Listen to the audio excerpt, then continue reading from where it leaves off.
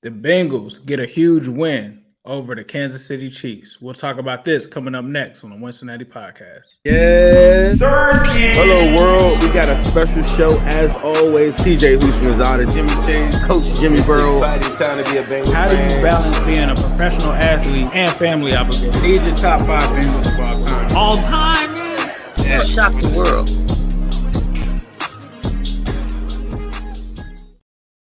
Welcome to the Wincinnati Podcast. I'm your host, Ace Boogie. He's my co-host, Zim. Zim, say what's up. What it do, baby? Live from the winner's circle, fresh off that Chiefs pack. Although I'm not really, high right now, I have been. Smoking on Patty is different. You get a chance to knock out a lot of quarterbacks and different things like that along this glorious, path that we're on to go reach another. We're trying to get to another Super Bowl. And man, that did feel really good though. We had a long week of talking. We did a lot of information this past week that we were giving Chiefs fans. Sometimes I feel like we come on here and I'm so exhausted with so much information that we do in Twitter Spaces that by the time I come in here, I just want to talk to the people a little bit.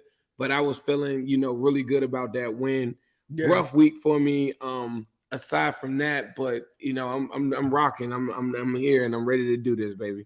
Yeah, man, definitely prayers with you. I know y'all had a loss. I know you lost your cat that you had for, I think you said 18 years? Probably so. You remember years. I used to bring the cat kind of on the show a little bit? It's kind of crazy. Every house that I've ever owned, that cat always was in all of those houses, though. That's crazy when I think about it. But yeah, man, condolences to y'all for sure on that. But yeah, the Justin Reed. Oh, I had to remember his name. Just call him Tuna in the Can, Lil Tuna. Tuna in the Can. Yeah, that pack is definitely hitting crazy. But on today's show, we're gonna get into the Bengals' big win over the Chiefs. Then we got a surprise guest for y'all. We haven't had a guest on for a while. The Bengals Boys are gonna join us live, so we'll be talking to the geniuses behind those songs, and then we'll also say farewell to our man, Kevin Huber. That coming up next. Hey, what's up, Bengals fans? Mike Hilton. I'm on the Wincinnati Pod with Ace and Zim. All right, let's get into it. The Bengals end up defeating the Chiefs 27-24. What were your thoughts, Zim? This is the third straight time, including the playoffs, that we've pretty much put the Chiefs in that pack and put the lighter to it. What's your thoughts on the win? Man, there's a lot to unpack from the game. There's a lot of hypotheticals. People say woulda, coulda, shoulda if this guy was there. Midway through the game, we lost Hayden Hurst. Mixon was a game time, I guess, decision probably the day before or so. Doesn't play in the game. I thought that there were some times where I felt like they were missing a little bit. But at the same time, offensively, this was the best out of the 3 games as far as the offense goes and the defense kind of goes for a complete game. There are some spots where if you're a fan, you're like, man, I wish we could have stopped in there.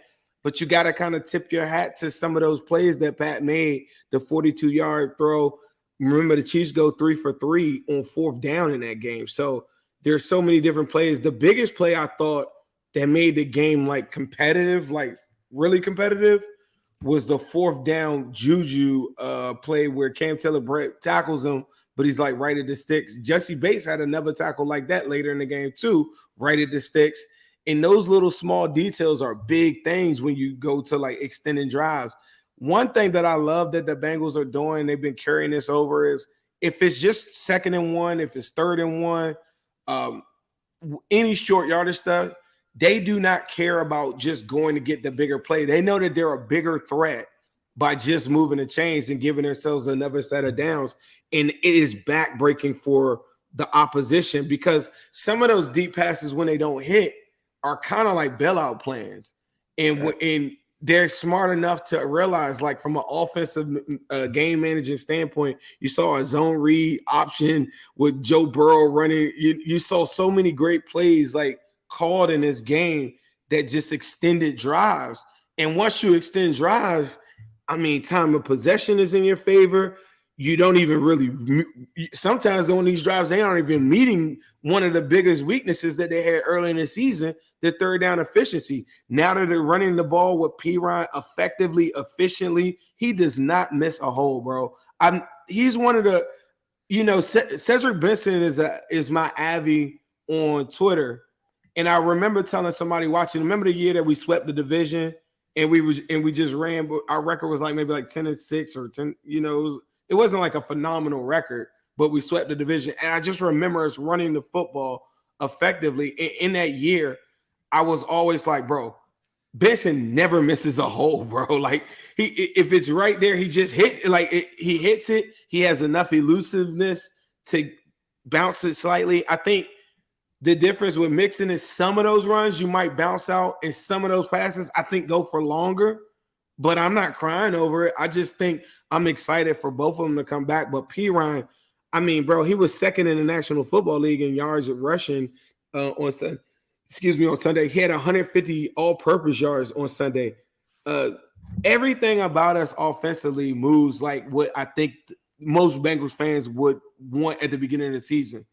The biggest thing is the offensive line. I just thought it's night and day. We haven't seen anything like this since 2015. Night and day. These boys are hungry. They are blocking at a high level, bro. There were 3-4 plays that I went back and rewatched it, and I'm just like, Burrow's just sitting back there, just playing around. And it's got to be a fun feeling for him. So now the comfort is there. So now they don't have anything. Now the playbook is opening all up. Now Jamar Chase, think about that. I'm like 5 minutes into a rant. Jamar Chase isn't even like the focal point of my conversation. That's how good the team is. We're talking about probably the best wide receiver or top 2, top 3, whatever in the National Football League. And he's not an afterthought. He just opens everything up for everybody.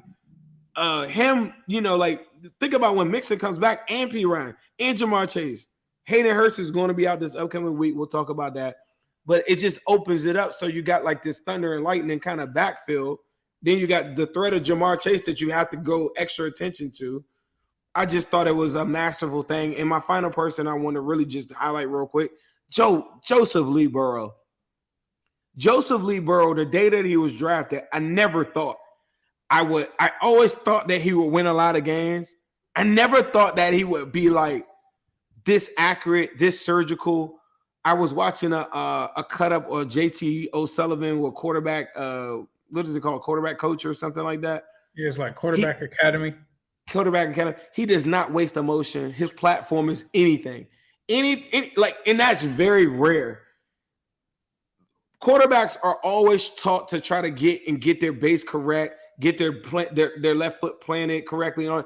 It does not matter if he's running on the go. Like his mechanics are so sound right now. He's so comfortable. When we was at that Saints game, since the Saints game, 6-1. And I remember I never forget, I looked over to you the first couple of drives. It didn't even go our way. And I think we punted the ball. I said, man, he sure does look comfortable. And that dude has not let up since then. He is throwing at 69.8%, almost 70% of his passes. His adjusted completion percentage on the whole entire year is close to 80%. Do people realize how crazy that is to throw in the National Football League? And this is the kicker. He's second in yards. So it's not like he's just throwing for 200 yards and doing that. He's second in yards. I've never seen anything that's accurate before in my life outside of Tom Brady.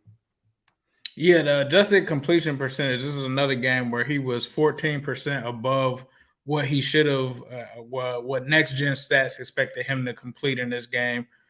If I'm looking at this game, this was one where I kind of said going into it, the second half scoring was going to play a factor, especially from the defense and offense from that aspect of it. Also talked about slowing down Travis Kelce. That was a major key. The first half, this dude, Kelce, was shut out. I mean, you have to look at that game plan and give it kudos because what Lou Anarumo did with taking Travis Kelce essentially out of this game. I mean, 57 yards in the game for Travis Kelce, you took him out of the game. No touchdowns, no impact on the game. That was a major key. Joe Burrow in this game was surgical. I mean, there were moments where I just felt like This dude had a point to prove in this game from the first drive. I got to give a shout out to Zach Taylor, bro. He had a hell of a game script to start this game off.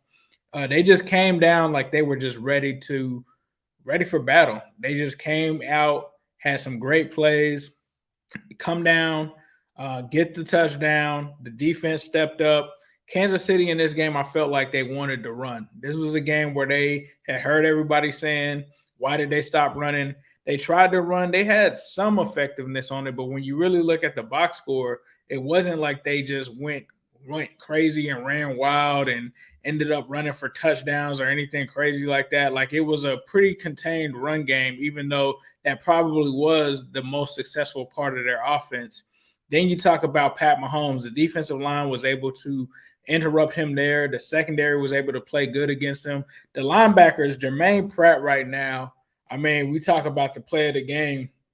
The strip fumble on Travis Kelce was insane, but just the way that these linebackers are playing, the way that they're able to give Lou all of these different looks, be able to hold up in coverage, and be able to do work on guys like Travis Kelce and things like that was impressive. Cam Taylor-Britt, the rookie, I challenged him a few weeks ago to say that I wanted to see him turn around. This was the game that I was kind of thinking about at that time, this and kind of the Bills game. I think he stepped up in this game, definitely made an impact. We didn't see much of Dax Hill in this game. I don't remember him at all, to be honest with you.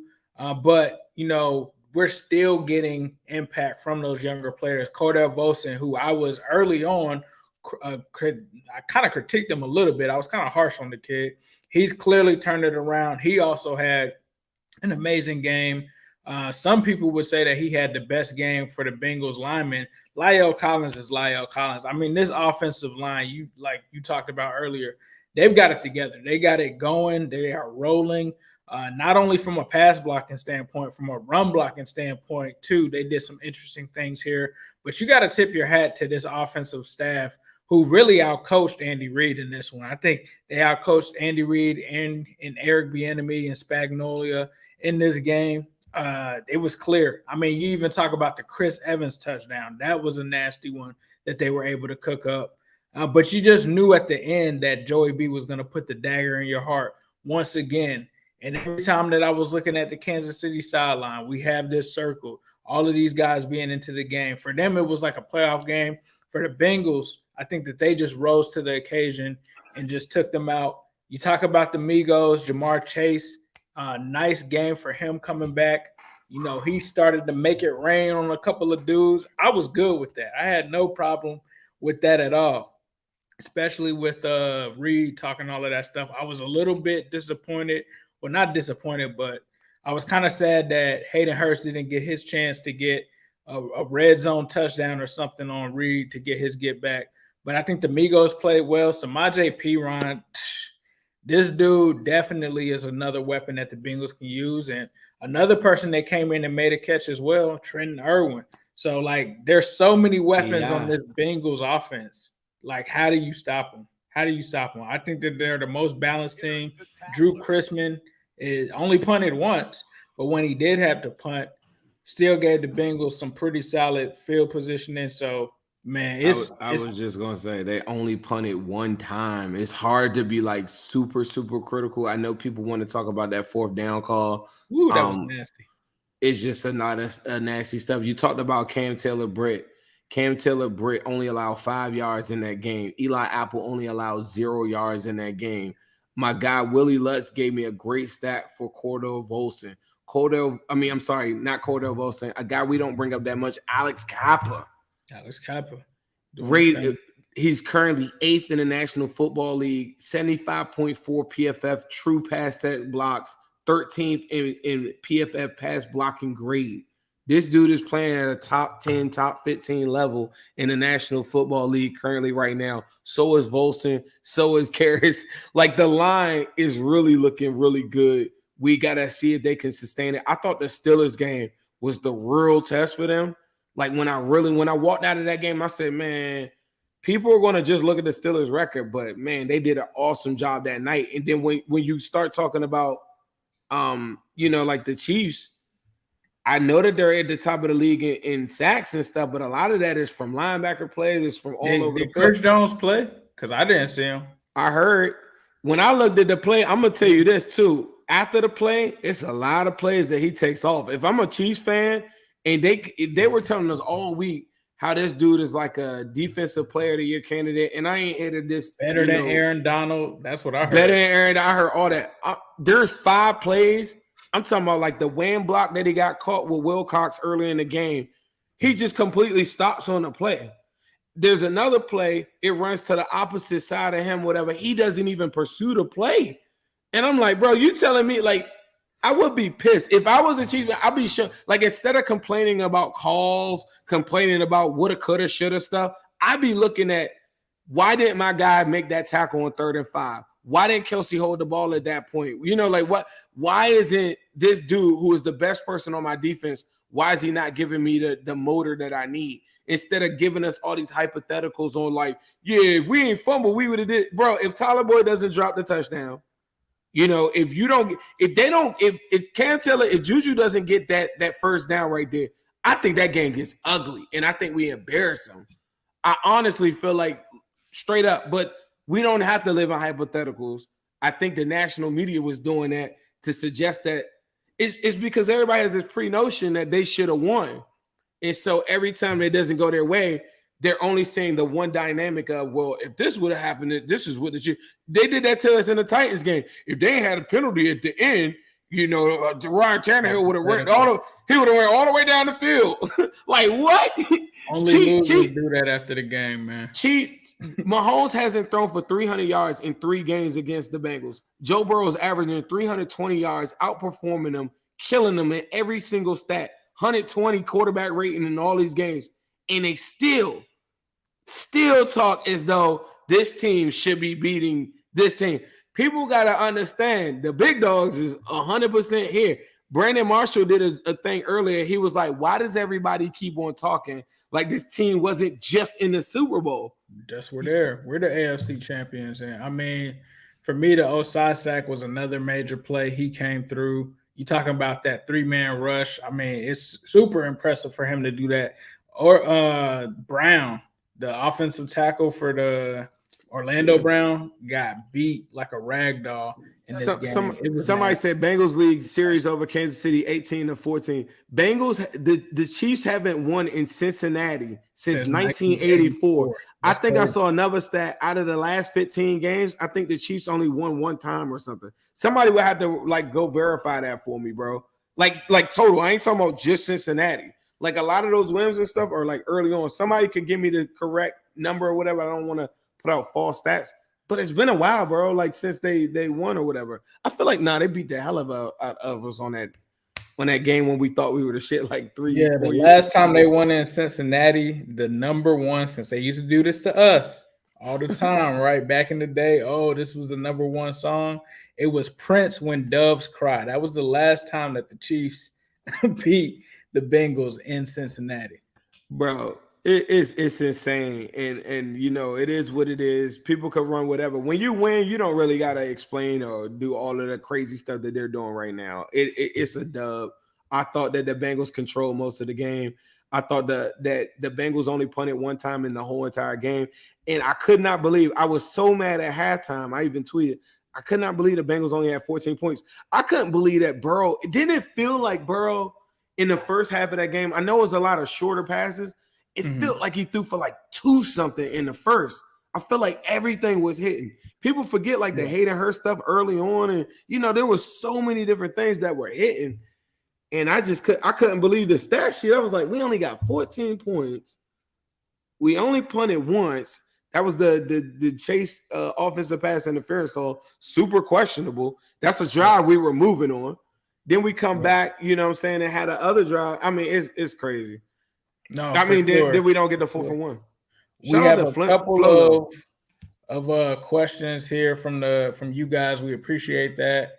And then we're gonna bring on our guest pretty soon after that. But we've got one here from my man Oscar Rivera. He asked, better matchup for the AFC Championship, Cincy versus Buffalo or Kansas City? What are your thoughts on that one, Zam? Cincy versus Buffalo or Kansas City for AFC Championship? I don't know. I mean, for us, Which one would be the better matchup? Not which one is likely going to happen, but out of those two, which would be the better matchup? Better for the national media, whatever, is Burrow and Mahomes again for whatever reason, right? But I'm gonna tell you, for us, now I could be wrong. We'll find out in a couple of weeks. I just think that if they're giving Mahomes problems like that, if this defense is giving Mahomes problems like that, I've watched Josh Allen look pretty pedestrian at times, even on Thanksgiving. They were lucky to get up out of there with that. For so. Sure. If your quarterback isn't playing at a high tier level, you're not beating the Bengals. I said that. Now, I don't feel like Josh Allen has to throw for 3-something, but I said that on our show each time Mahomes came in. This is how I know that their team isn't an amazing team. If your quarterback has to throw for 320, you're not an amazing team. Like that just makes it so that your team is super reliant on this one guy throwing lights out, and he's got to do it every single time. And if he doesn't do it, like Sunday, you're gonna lose. Is that Josh Allen or is it Pat Mahomes? See, Josh Allen can run a lot more, I think, and he's gonna give you more rushing effort. So I think you could walk out of a Josh Allen game 220, 60 yards rushing, and it could be a nice victory for him. So you don't know. I'm curious to see what's the game plan for. I think that Josh Allen's going to get hit in that game a lot. I don't know what the outcome is going to be. I ain't trying to look ahead. But if they're playing it and staying disciplined in their rushing lanes, Pat Mahomes knew not to scramble like he normally did on Sunday, and there's a reason. If they do that same game plan against Josh Allen and he says, I want to get tough and start hurdling people and stuff, he's going to get hit. Cantel, Britt, Von Bell, and them dudes are hitting out there. Pratt is hitting. Did we talk about Pratt enough? Yeah, we did.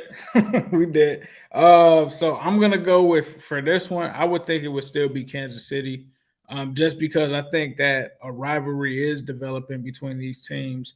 You start to see the stuff with Justin Reed happening.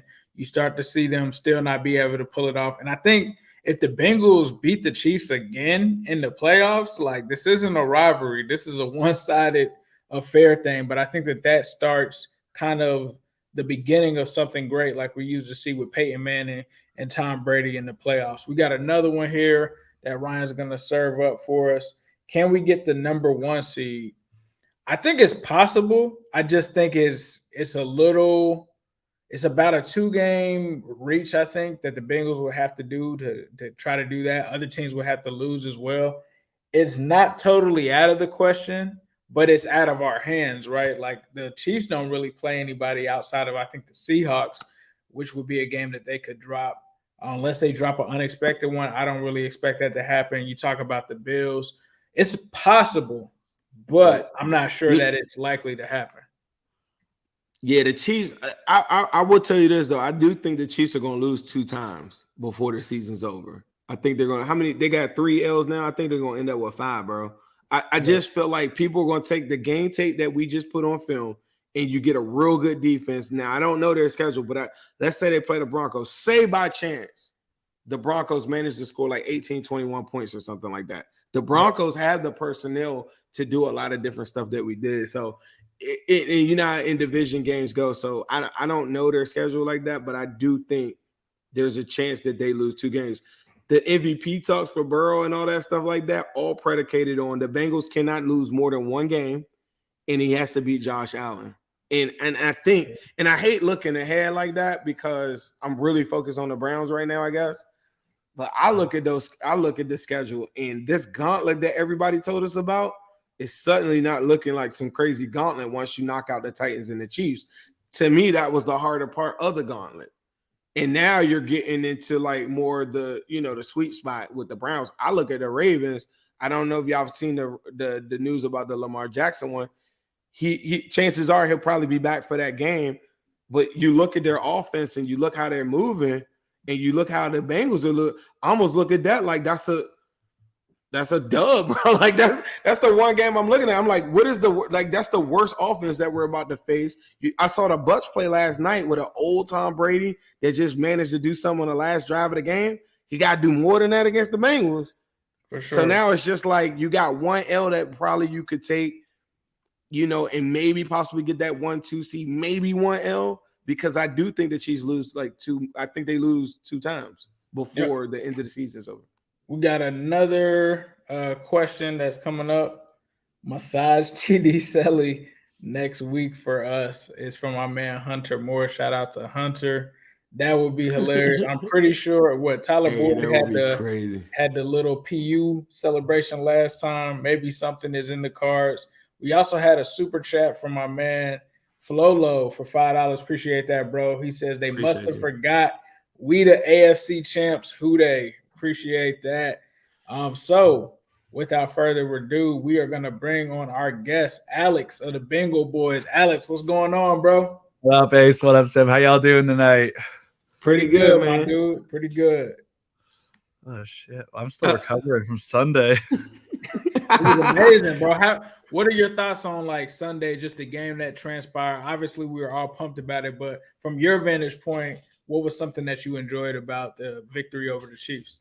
I had the worst vantage point ever. I was on a flight and I paid $15 for American Airlines Wi-Fi, and all I could access was Twitter. So I'm like going in. There was actually a point when Tyler Boyd dropped the touchdown pass. It was your tweet, Zim. It like struck the fear of God in me. I thought that like somebody had been broken in half, and I was like, what? And then eventually, like, I was. What did I tweet? What did I tweet though? Oh, let me find it. I was just like, there was one where somebody was like, "Oh, this game is over. Chiefs are 10-2. Bengals got to worry about the Browns next week." I'm not gonna say his name or put him out, but somebody tweeted. But I'm saying, I remember me just saying like, I can't believe he dropped that. I think maybe it was like. Okay, maybe it was that. Maybe it was like a slew of tweets. Sorry, I'm like it's right. I know. I felt really good throughout. I know I felt like my tweets. I go back sometimes. I do look at my game time tweets, which is really weird. But game time, I thought I was a little on edge. He's following all the Bengals Twitter though. It's a roller coaster. It's yeah. Kings Allen needs a ride. That would Bengals Twitter. I mean, like. Oh, that would kill me. Alex, please tell everybody about the Bengal Boys. If they aren't hip to you guys, you're 1/4 of the group. I know that I enjoy the songs. A lot of Twitter enjoys it. A lot of the internet, a lot of YouTube enjoys your songs. Please tell them like the background. Tell them about what you guys are doing and what's the goal.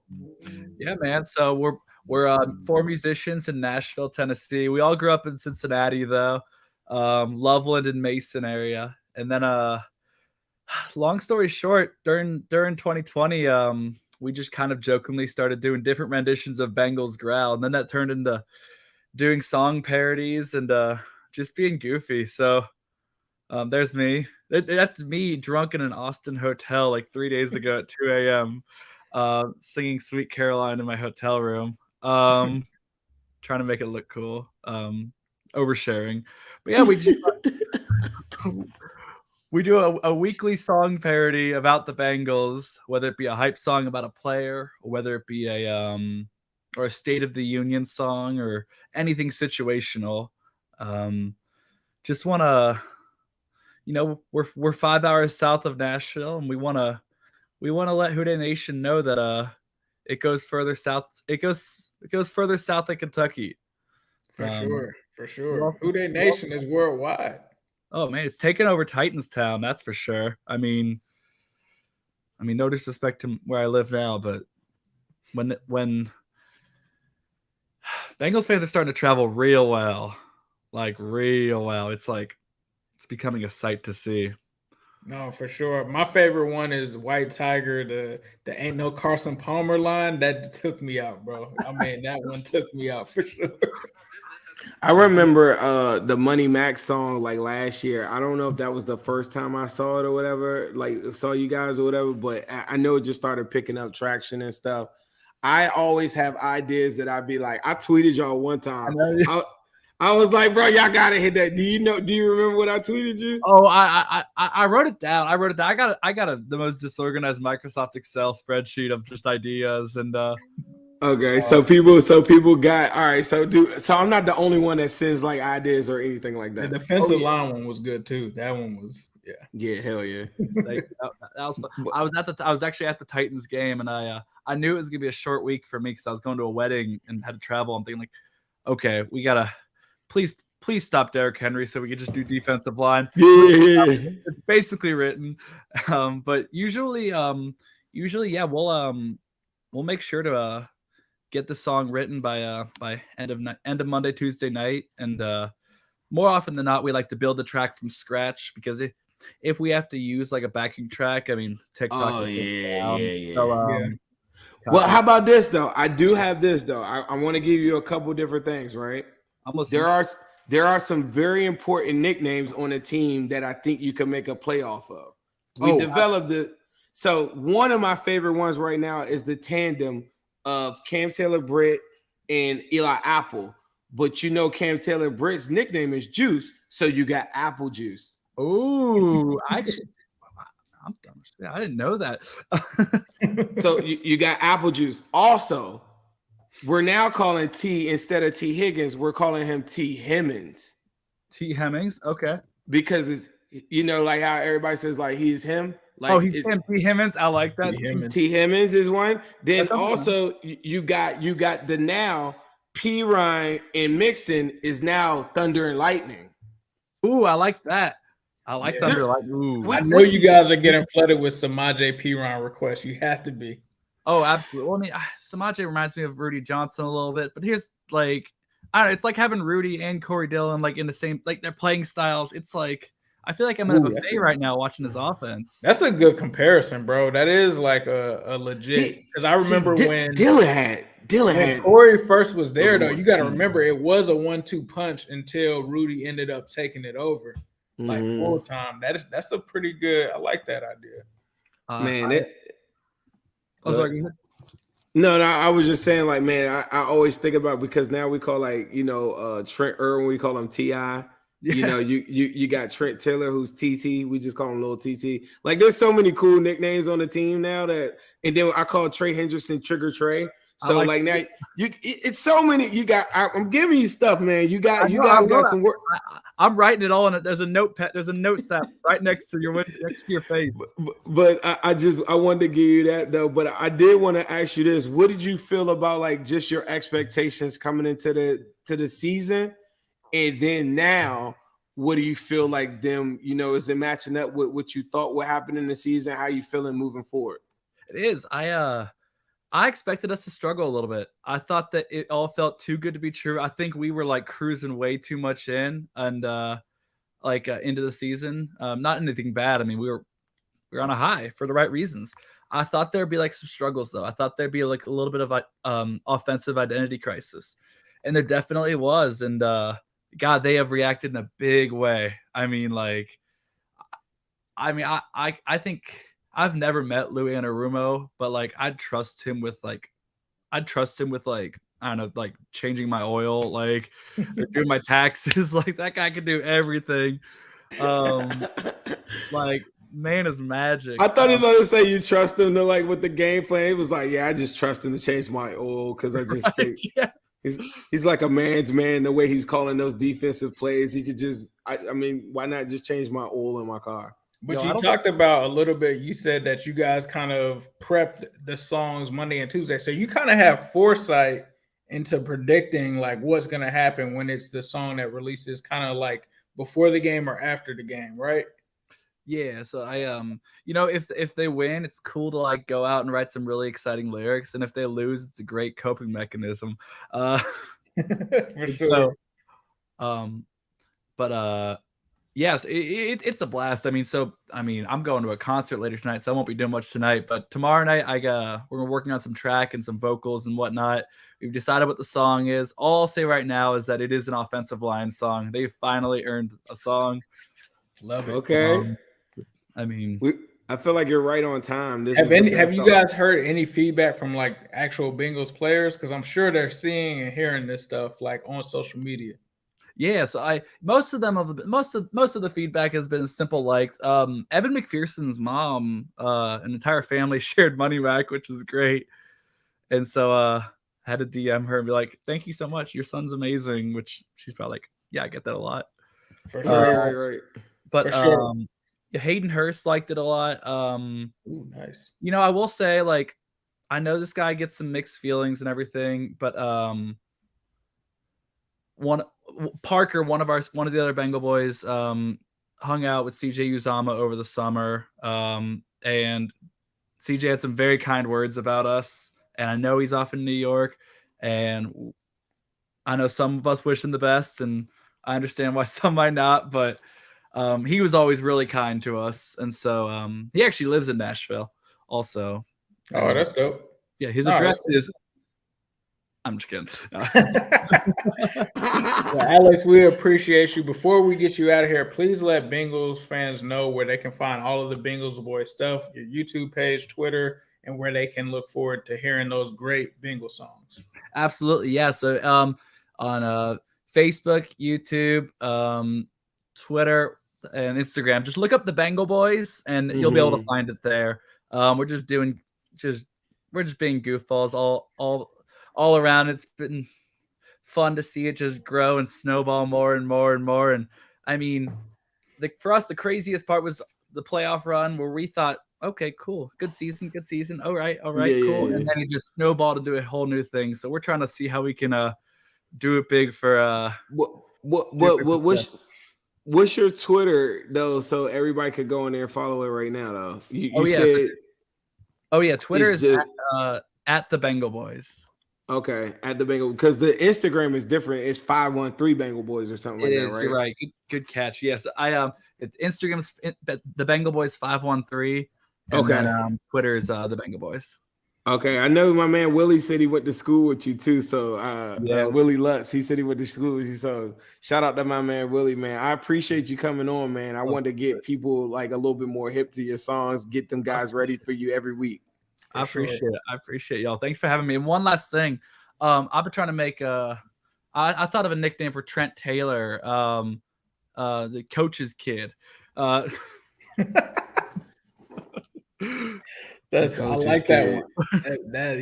He's definitely. I've heard people refer to him as that too. I have heard like people saying that he's Zach Taylor's son. I feel like people use that too. When somebody isn't like the fastest person, they aren't the tallest, but they always know their assignment or something. They'd be like, yeah, that's a coach's kid. Right, I was a coach's kid in 4th grade baseball for sure. Right. Starting right fielder. They don't hit the ball out there. Well, we can't wait to hear that offensive line song, bro. We appreciate you for coming on. And as usual, we got to do it with a who dey. Hey, who dey? Who dey think will beat them Bengals? Nobody. All right. Well, thank you guys. We're going to go ahead and get into our good friends that have their own jingle, Midwest Best Barbecue, located in Loveland, where Alex is from. Wings, and we got you with them on our wings. They tell me that the on our wings will make you do the gritty. The on our wings will make you do the gritty. On our wings, come and get them on our wings. On our wings, who they gonna beat them on our wings? On our wings, and we got you with them on our wings. On our wings, they tell me that the on our wings will make you do the gritty. The on our wings will make you do the gritty.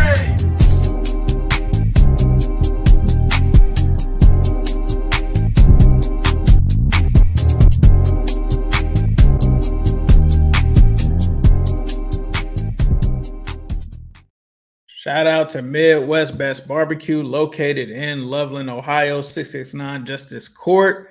Definitely stop there. Let them know Ace and Zim sent you. We appreciate you guys doing that because someone came all the way from South Carolina into Midwest Best Barbecue and did exactly that. So we appreciate that. Check them out. They've got a new jingle that could be coming soon. So I know you guys want to put Uno Wings, that commercial, in the Hall of Fame. We already are putting Uno Wings in the Hall of Fame. And you've definitely been putting Uno Wings on your plate for dinner. So we appreciate that, but definitely be sure to check them out. But moving on, a little bit of somber news. The Bengals released Kevin Huber recently. That means that Drew Chrisman is now finally the active punter. He was signed to the active roster. Kevin Huber gave me and you our first in-person interview for the Orange is the New Black podcast, which happened to be at Midwest Barbecue. We were chilling. We had no idea that Kevin was going to be there. This was during COVID.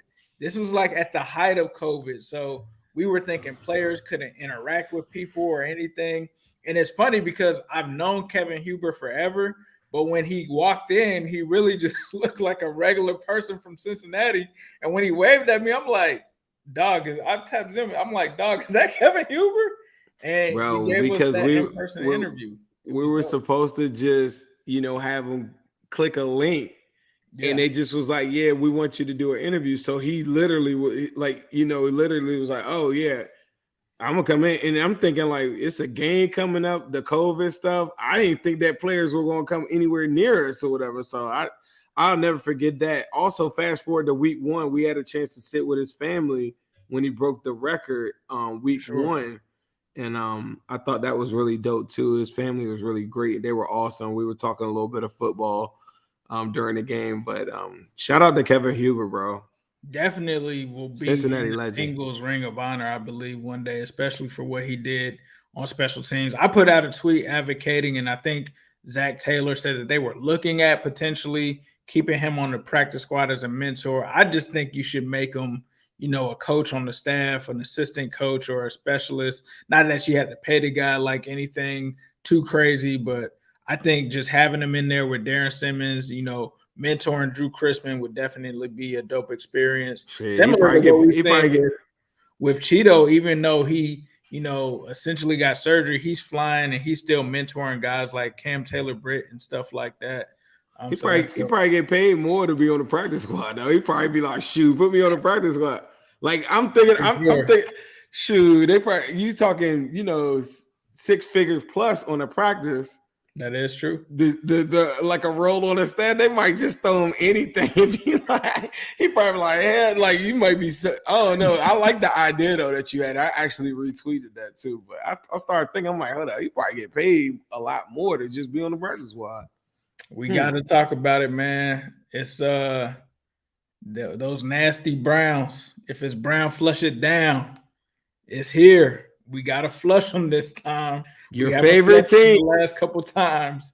Your favorite team in the whole world. They invaded our spaces yesterday. We ain't even really get to celebrate the win. They already tried to hop into space and start talking about this.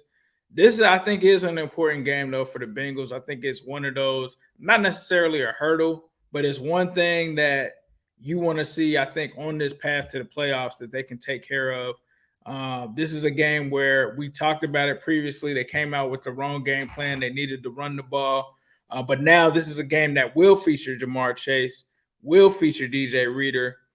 So just, Zim, give a little piece or a little nugget of your thoughts, but we're going to really talk about this in depth on Thursday. But let the people think, or let the people know what you're thinking about this matchup coming up. I don't, you know me with the Browns. It's hard for me to get really hyped. I was on my man Greg Luther's show yesterday. Shout out to Greg Luther. Please make sure y'all check his show out. For sure. And my other guys over there with Santori. It's hard for me to get as hyped because they aren't as good as they think that they are, right? And so in my mind, it's like, bro, like I'm a competitor and I want like the highest level. You'll see me go through the depths of hell to gather information going up against the Chiefs. Going up against the Browns is just, it's not the same feeling, bro. Like for me personally. But I will say in order to reach our goals, you have to go and beat these guys. You got to like send a message to them forever to the end of time. Looking quick at it, like just know that the Bengals didn't punt it. They only punted one time of playing against arguably the best team in the NFL. The Browns failed to score a point on offense against the worst team in football this past week. Yeah, so those are a little rusty. So that's where we and ultimately Deshaun Watson is going to be a dog, I'm sure. And he's aided by a great backfield, all these different things. Currently, right now, the transition point that I wanted to bring up just really quick is about crowd noise and being at Paycor Stadium with a hungry fan base versus a defeated Texas fan base is going to be different. That in itself is going to be different. Analyzing what he sees in coverages with Lou Anarumo and stuff, I think Lou's gonna bring the kitchen sink at him, like maybe early in those games and try to fill him out, see how he's reacting to that stuff. Or he might wait till later on. You don't know with Lou, right? But I just think that Watson isn't ready for this particular matchup. Maybe down the line, I'm sure he will, but I have no angst about this. I know everybody be like, man, they got our number. I don't feel like that right now. I'm sorry. I just don't feel like that. And you can't make me feel like that, people of the world. I'm telling you, the Bengals are going to – I never say this type of stuff on air at all because I'm very conscious about it. The Bengals are going to win this game, straight up. Y'all know I want this game. I want this one. I want this one with Deshaun there. Not gonna lie, I want this one. It's on site for me. We got unfinished business. DJ Reader back, Uno back. But yeah, we'll be taking on and giving you more in-depth analysis with that on Thursday. We got 175 people watching. Had our first super chat today. Appreciate you guys for the support. Please hit that subscribe button as well, and make sure that you like and share this video with any of your fellow Bengals fans. But before we get out of here, there's another thing that we want to talk about with an upcoming game. I'm going to be there. There's going to be a lot of people there. It's going to be the Fans of Cincy Tailgate. Now, they still have tailgating packages available. That means that you can come down to Tampa Bay, enjoy the Bengals game amongst hundreds of other Bengals fans that have booked with Fans of Cincy. You're going to be able to have an open bar, all you can drink, whatever you want to drink. They're going to have it there, whether it's light, dark. They're going to have you covered. As many drinks as you like there. They're going to have a DJ going, and you're also going to have a nice plate of food, and you'll be able to relax and hang out with most of your Bengals fans or all of your Bengals fans. Maybe there might be some Bucs fans in there too. I mean, it's going to be a good game. It's definitely going to be in some hot Florida weather, so definitely be sure to come down. I'm going to be there for sure as well. You can book that, though, if you are traveling down for the game or you already have plans, but you haven't gotten your tailgate plans together. Go to fansofcincy.com. They still have those tailgate packages available. They still have it ready for purchase. Just go ahead and take care of it, because that way you'll have an itinerary. You'll know where to go. They'll give you the location. They'll give you the menu, all of that. Definitely be sure to check out Fans of Cincy and get that package at fansofcincy.com. That's going to do it for this show. We also are going to have Gary Owen. He's going to be there, 7th and Grove. I know that place well. A lot of former FAMUans actually hang out at that place over in Tampa. It's going to be the Cincy takeover with Gary Owen. They're going to have some stuff going on there, so definitely be sure to check that out. Hookah food, bottle deals, all of that going on December 17th. 5:30, it looks like to 9:30. So it's going to be going on 7th and Grove. That's a dope spot. I've heard a lot about it. This isn't the first time that I've heard about 7th and Grove. Yeah, it's in conjunction, Fans of Cincy and stuff. All the people that are involved with that, whatever, they're going to be at the show and stuff. So, like, if you want to link up with some Bengals fans and stuff, it's going to be hell of them. You know, Gary Owen, a friend of the show, is a big-time Bengal fan. So, you get to Tampa, you want to turn up with the folks or whatever, go to this show right here. I'm gonna be there, Gary. I'm gonna be there. Yes, sir. Be there. Gary, yeah. Make sure you have some fun for me, because you know I won't be there, but I want to be there too. But man, I know them boys about to turn up. We about to go at the end of that game. I'm envisioning Tom Brady doing that jersey swap with Joe Burrow and saying, "It's yours now. It's your time." Shiesty. So that's all that we have for this show. We're going to preview the Browns coming up Thursday. And then we have a special guest. Our man, Santino Corleone, is going to join us Thursday at 7:30 p.m. to talk about, of course, the Bengals, as well as his new album coming out. Definitely be sure to tune in. And, yeah, Zim, was there anything that you want to say before we get out of here? Keep on rocking in the free world, baby. Let's get it. Yes. Hello, world. We got a special show, as always. TJ Houshmandzadeh, Jimmy Chase, Coach Jimmy Burrow. Time to be a Bengals How do you balance being a professional athlete and family obligation? These are top 5 Bengals of all time. All time? Yeah. Shock the world.